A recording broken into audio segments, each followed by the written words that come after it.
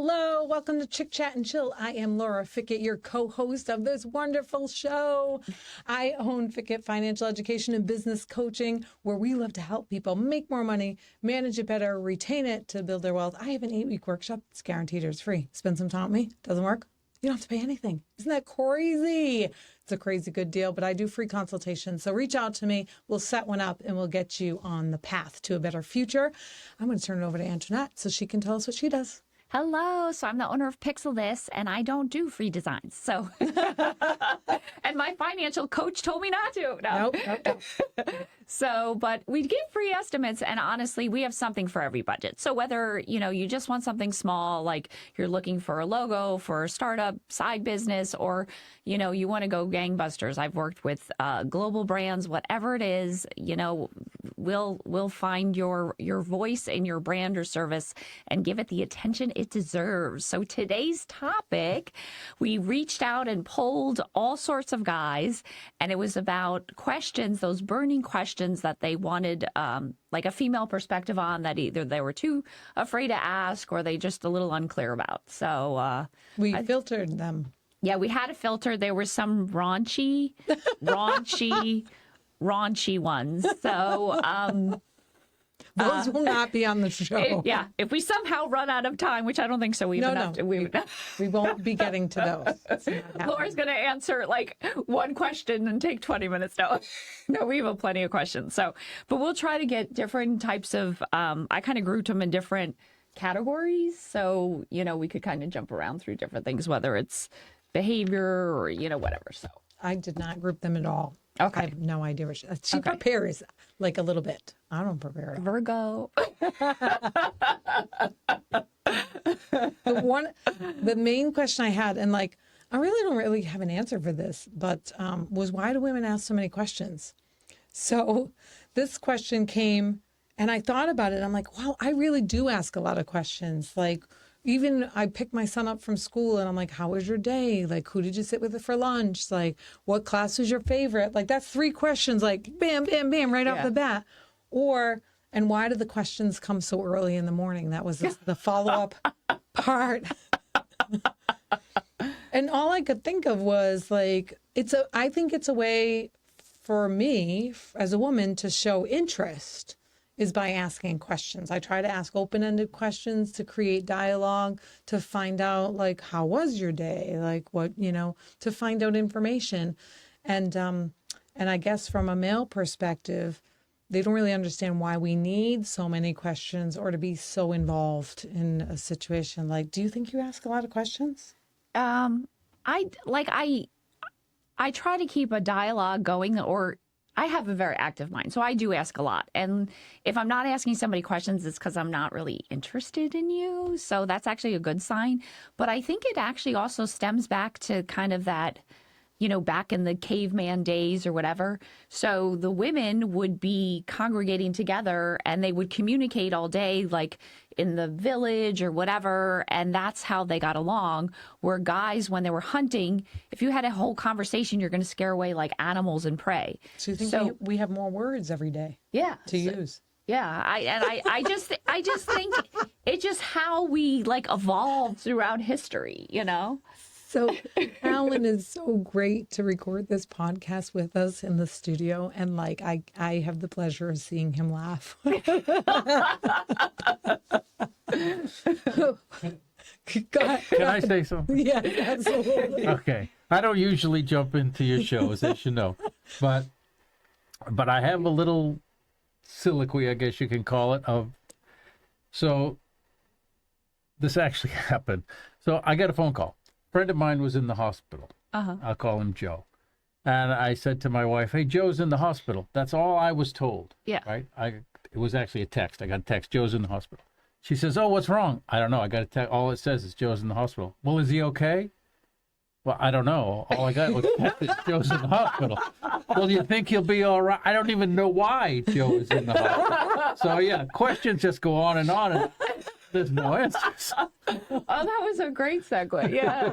Yeah. Oh, my goodness. Yeah, that was a great question. Yeah. And so all I can think of is, when you're female in your life is asking all those questions, it's because she's curious, she's interested, she wants to know the information. If you don't have the information, like in Ellen's example, then you just kindly keep repeating yourself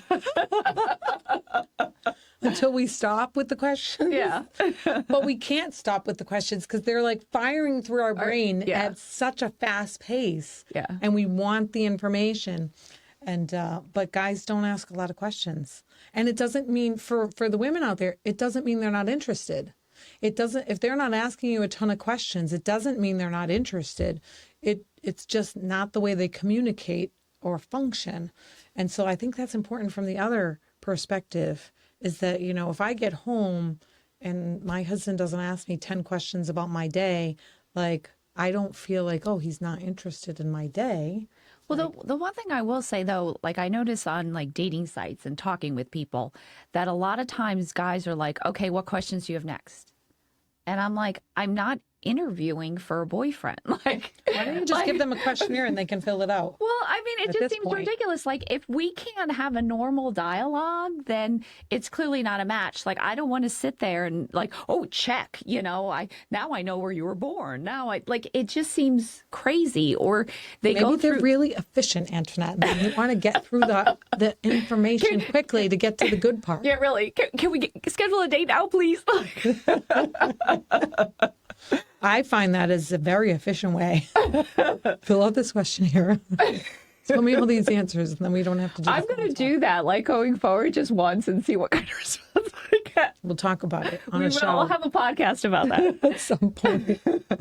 But what's one of the questions that you got? Okay, so one was... I don't even know that we answered that one, but... What do chicks find really attractive in a guy? Money, masculinity, independence, or something else? Well, I mean, Laura Fickett is all about and, right? So, like, it's not like, should I go on vacation or buy this? It's always like, I'm going to go on vacation and buy this. So it's all of the above. Like, I find it all attractive. Yeah. I'm just kidding. No, but most attractive, I think personality is the most attractive. I agree. Like, I agree.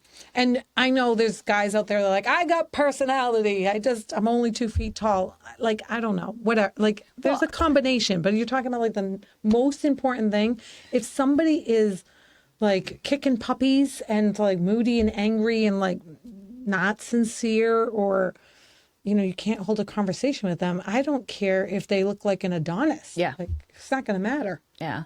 Well, I think it's kind of twofold. Like, as long as there's physical attraction there, like, then it's personality. And it's different for everybody. Has their thing that they like or that they're attracted to. And sometimes it's like an energy that the person has. But I find that if that's not there, you could be the nicest person in the world.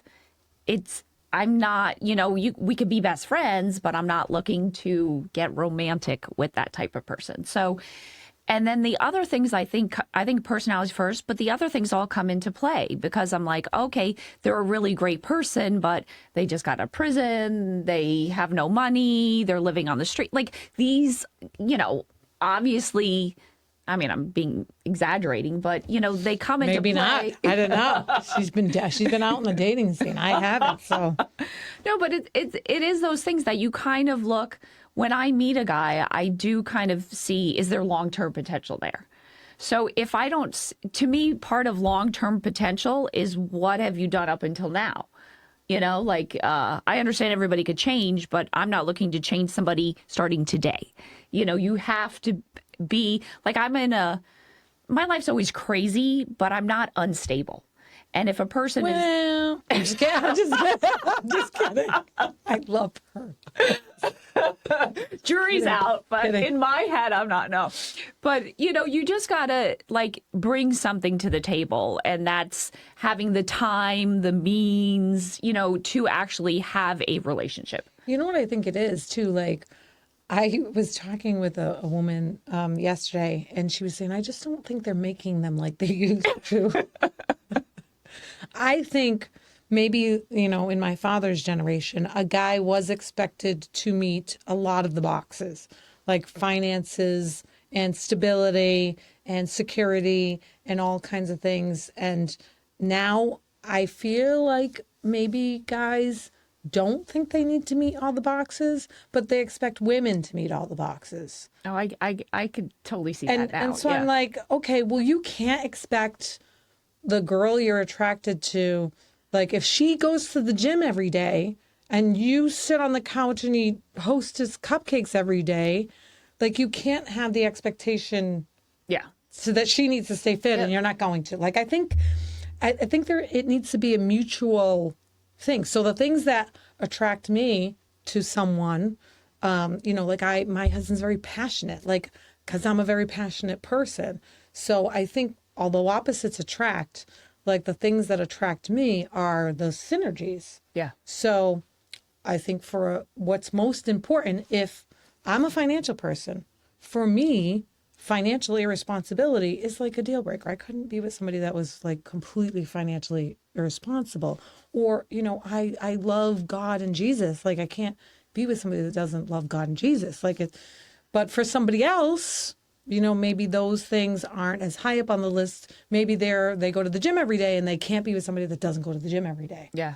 So I really think like the qualities that are important to a woman are the ones that she finds that she improves in herself. Yeah. Yeah. If you see a woman that's fit, she probably holds fitness high on the list for a guy. Yeah. Yeah. Or 9 times out of 10. But I know for me too, a big thing is just that cognitive connection. So, I mean, part of it is personality, but there's some people that I could get along really great with, but I can't talk about many different subjects. Like I need somebody that I could jump from talking about something funny to something really serious. And it's not like, all I know is football, like. That's why we're perfect for each other, me and Antoinette. I'm her side fling, right? Don't tell Dad. She's my office wife. Okay, so what's another question, or do you want me to go ahead? This one is actually kind of funny. Okay. So someone just said to me, like, sometimes with my spouse, I will display affection. Maybe I will pat her on the bum and she gets upset. But then if I don't pat her on the bum, she gets upset. He's like, so I don't really understand what I'm supposed to do. Oh, okay. Yeah. And I do think potentially we give mixed signals in some areas. Yeah. And so I can see where like that would be confusing for a guy. Like, what is he supposed to do? Is he supposed to or is he not supposed to? I think of two things came to mind when you said that. So one is, what place is he doing that? You know what I mean? If he goes to visit her, whatever. Well, it's not at church. It's like, but you don't know. It could be at church, and he's like, "Why? I patted her bum and in the kitchen, and now we're at church. Why does she hate it? I mean, but I don't think that was the scenario. But that's the first thing that popped in my head. And the second thing that popped in my head is there's something else emotionally going on with her. So she might be really distracted in being upset about a situation at work or something where she's not looking for a sexual type Advance? like at that point, even though it's not really advanced, but like whatever. I had a really terrible thing happen with my business where I found out somebody was stealing money from me and all this stuff. Like, that's not the best time to pat me on the bum. You know what I mean? Like, especially that might when be a hug.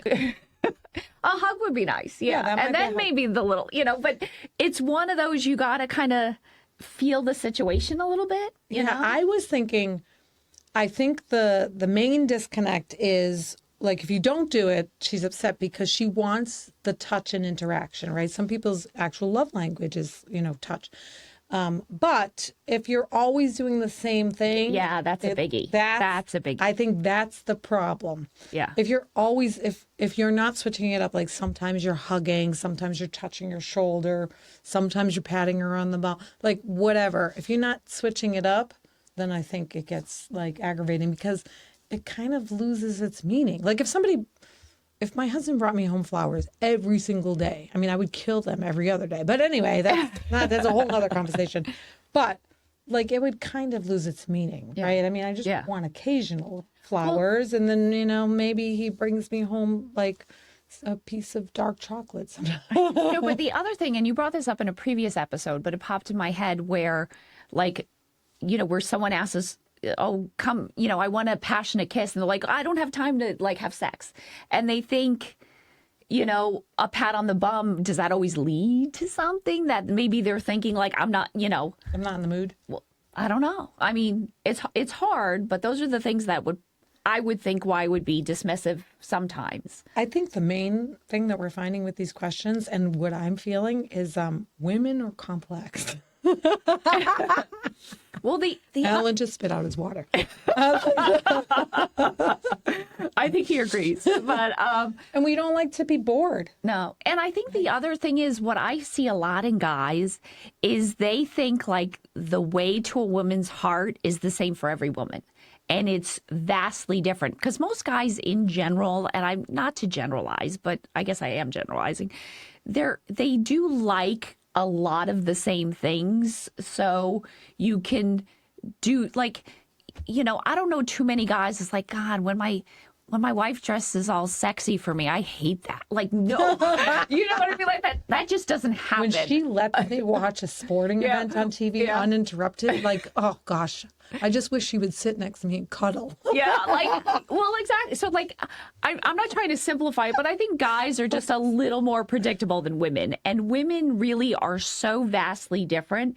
And I think a lot of times guys will try to do things that they think the woman likes or what their last girlfriend or whatever liked, and it doesn't work like that. And sometimes you'll almost create, like if a guy did something for me that was like so unique, and then found out that's what his thing is with all women, it kind of loses its meaning. So yeah, it's true. But I you know what? I watched a video the other day. This woman, she was making me crack up because she said, like, a guy said to me, like, oh, you use your period as an excuse. And she's like, I never use it as an excuse. He uses it as an excuse. Oh, you're emotional today. You must have your period or something like that. And he uses it as an excuse, but I never use it as an excuse. She says, I'm literally fighting for my life like 3 weeks out of the month. And like, I still have to go to work and I still have to do everything. I can't use it as an excuse ever. And I thought about that. And I think I'm not a doctor by any means. I'm not a doctor, but I'm thinking that the hormonal fluctuations of a woman in a 30-day span of time, like a month, are a lot different than the hormonal changes of a man in a 30-day period. And so where a guy can be more steady, a girl, really 3 weeks of the month, some of us are fighting for our lives, right? Like, so 1 week we're exhausted and we're cramping. And then the next week we're like, it looks like somebody murdered us, right? Like it's crazy town, right? And then even the week after we start the ovulation cycle and then we're cramping again and all, like there might be all kinds of pain there. So I think the hormonal fluctuations, and it's not an excuse. It's you live with a woman or you want to live with a woman. And so you have to understand the ebb and flow of the hormonal changes throughout the month. Yeah. Now, if you're living with a woman post-menopause, it's totally different. I think it's one, like, crotchety attitude you're going to get. But I think I don't want to use it. It's not an excuse. I just think hormonal changes, right? There are times when I go into my closet and I'm like, nothing is going to look good on me today. Like, I feel gross. Like, yeah. And it has nothing to do with my clothes. Like, they're the same clothes from last week. It's just last week I felt good and this week I don't. Yeah. Yeah. And there's nothing there's not much I can do about it. It's just the way it is. So you have to understand, there's apps for everything now, boys. Yeah. I have an app on my phone that tracks my hormonal changes. Maybe you should have an app on your phone that tracks hormonal changes. Don't bring it up. They'll never Don't use it as an excuse. But maybe... What guy is going to download an app to Please, there's like 10 of them at least right now out of 1,000. But think of it this way, okay? Like, they'll be like, schedule guy time during this week. Say it's the week before her period and she's exhausted. And instead of saying like, oh, it must be the week before your period, that's why you're so short with me, which is really going to end in a fight. You say, you know what, honey? I know that like you're probably exhausted right now. Why don't I do the dishes? I'll make you a cup of tea. You go lay down on the couch. And she's going to be like, Yeah, that'll win you so many brownie points. oh, yeah. Big then time. the next week, is there do I need to run to the store for you? Like, do you need anything? Like, you know, and you use it like as a way to show her affection and meet her needs during the time. It's not an excuse. It's a way to really show up. Okay, good. Okay, so next question. That was a long rabbit hole. I know. I'm like, we might have to do a double questionnaire, right? But so the next one is: do you think expectations are more helpful or detrimental to a cohesive relationship? Did a guy use ChatGPT for that? Come on, like seriously? No, but I guess he's just saying with it cohesive. I'm reading exactly what I got. Okay. Hey. So my take on this, I think expectations are good and bad. So first, I think expectations are good in knowing what you're looking for. You know what I mean? Because I know too many people that they'll get involved and they see a guy's potential rather than where he's at. And then they look to change them, which that's not something I do. When I look at a guy, I have to, if he's stays like this for the next 50 years, is that okay with me? You know, if to be fair, nobody has met those expectations just yet.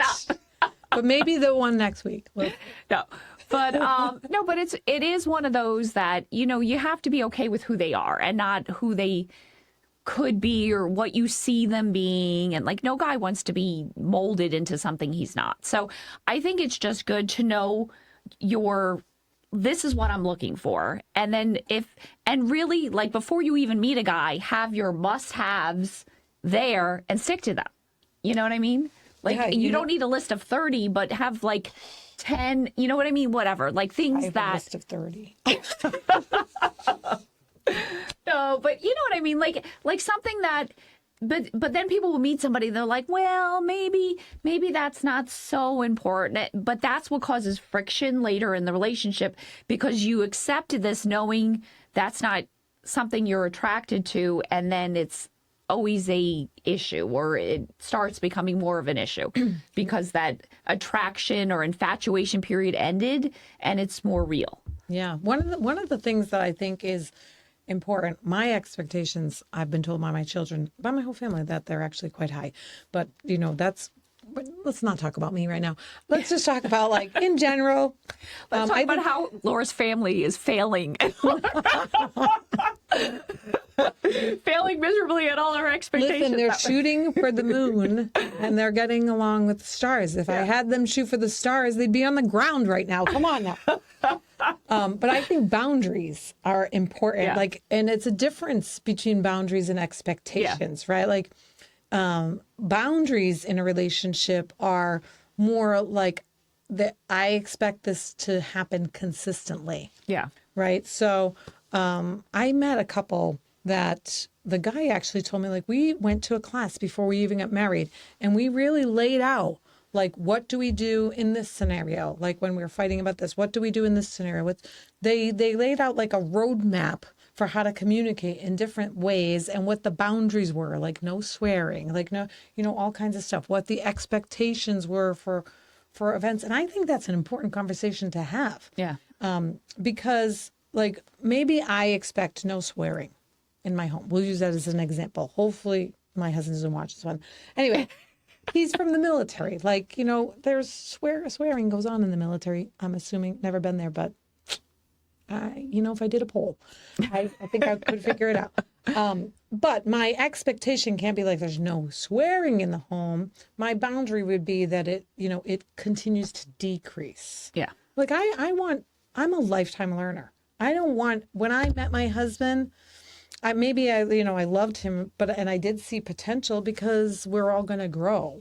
You want people that are going to grow with you and evolve into like higher level human beings. And so my expectation is that they are going to continue to grow, and then you grow together as a couple and all kinds of stuff. But boundaries are important in a situation. And I don't think guys think about it. Like, No. When they enter into a relationship, I think it's very simple for them. I enjoy having dinner with her. I enjoy getting along with her. She makes me feel good, and I want another date. And I think I think that's it. Yeah, I think so. So I think they need to understand that women are thinking a lot more. They're not just thinking about the date. They're thinking about like what happens when he meets my family. What happens 5 years from now? Like, can I see myself rocking on a chair with him on a porch when I'm 80? Like, Well, it's funny because one of the other questions was, do women know right away if they're attracted or can it grow over time?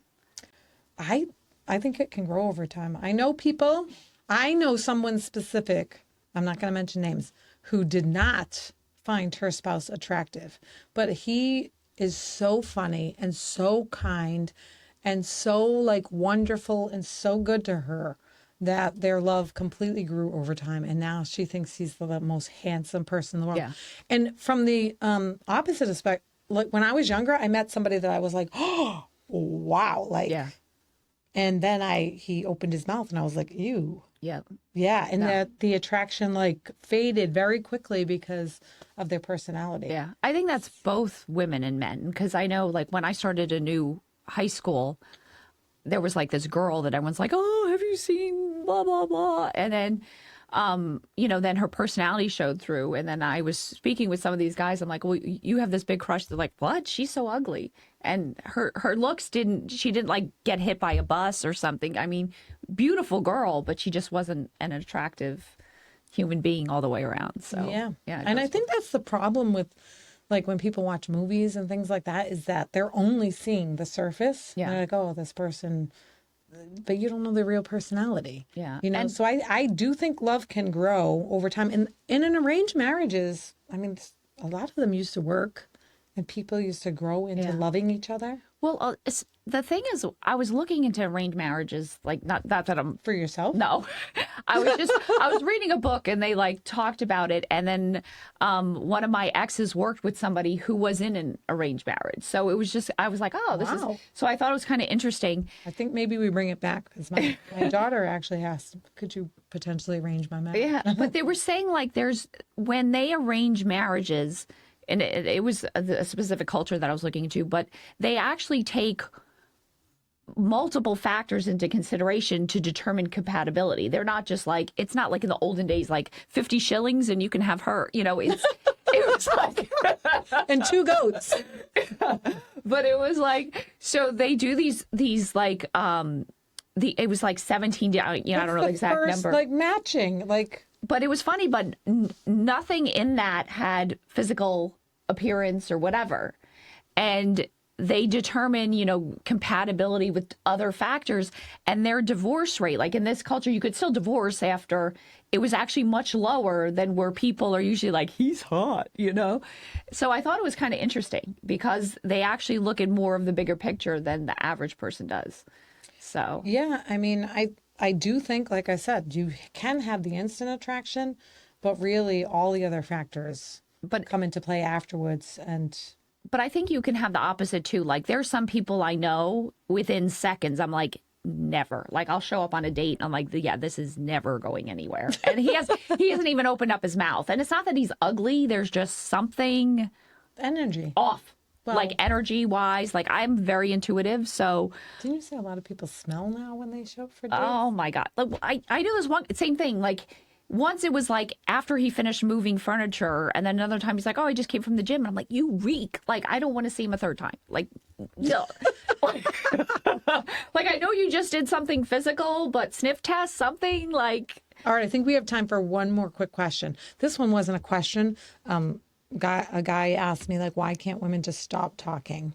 That wasn't a question. We're not going to entertain that one. So, like, let's just go to one more quick one before we let me see. wrap things up. Okay. And here's the thing.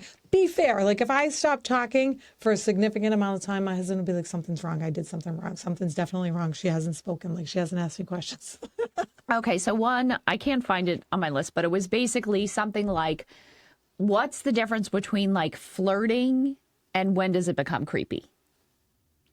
So there is a very good video online with Tom Brady. It's like sexual harassment's in black and white. Like, you should look it up. It's really Oh, funny. I'm definitely gonna look that up. But he walks around basically the office in his like underwear. And the girl's like, yeah, I'd love to, like, whatever. And then, like, there's another guy that's just awkward. And she's like, sexual harassment. Yeah, that's the thing. If they're attracted to you, it's not sexual harassment. I'm sorry. This is like real talk here we're having. Like, if they're attracted to you, there's no amount of flirting that they're going to not want. No, but like, the one thing that I find that gets creepy is when they're unwanted. No, but like if I haven't met them, like let's say I meet them online and we're texting. So I've never held their hand, like nothing like that. And they're already like texting me, like, if I put my blank into your, I'm like, that's creepy. I'm like, I'm sorry. Like, it's one thing to. That's not flirting. That's offensive. But that's what I'm saying. That's creepy. Like when you start. Like, I know guys are like, oh, why do women get so attached? And, like early on, to me, that's the girl-ick version of that because you're putting the cart way before the horse. Like, I don't even know if I want to, like, see you again, let alone think about you and, like, no. And let's just throw this out there. I'm married. Any flirting is creepy. I'm just I agree with that. Same thing. Any flirting is creepy. You flirt with me, I think you're creepy. You flirt with my husband, we're going to blows. No, but what's also creepy are married. I think it's creepy. I have married guys like it's one thing to give a nice compliment. It's another thing where it like crosses this line of married. Yeah, that's like, creepy. Yeah, and if they think like, oh, and then they'll like justify it like, oh, you're the only girl that I've ever said. I'm like, I don't care. Like, it's creepy. It's all creepy. Yeah. Yeah. Yeah. Anytime somebody even has ever tried to flirt with me, it's creepy. But like one of the most. I'm married. Don't do one of the most attractive things that I don't mean like attractive, I want to sleep with you, but one of the most attractive things that I find like that I just elevate that guy, like what a good guy, is one who shows that he loves his wife like all the time. Like when you're like, she's such a lucky girl because she's, married to him or vice versa. It's not like I want to be with him, but it's, to me, that elevates so that person. Yeah, it's respectful and whatever. And it's one of those that if for whatever reason, maybe he's widowed or something, and then we both find ourselves single 20 years from now, I would have respect to maybe entertain a relationship with him, where if he's married and then flirting with, like, doing all those gross things and then the same thing happens, I'd want nothing to do with you. Yeah, because it's creepy. Yeah. That's creepy. But if you are single and you find a girl that you like, where does it go from, flirting to creepy? I think people need to just be themselves. Yeah. And if you're creepy, then that girl's not for you. Yeah. And if you're not creepy, then the girl is for you. But I don't know where the line is because I think it's different for different people. But I think what I've told guys too is you could never ruin your chances by being too respectful. It's the other way around. It's usually, it's usually when you just go to this extra level. If you're wondering if this is too far, then if that thought is in your head, it's too far. Because you'll get the right signals to know when is the time or place. Maybe honestly. Open up the Bible first. Read some passages. There's nothing in there that says be creepy. Yeah. So, okay. I know, we got to stop. Okay. We could go on this forever. But next week, what did we decide on? I forgot.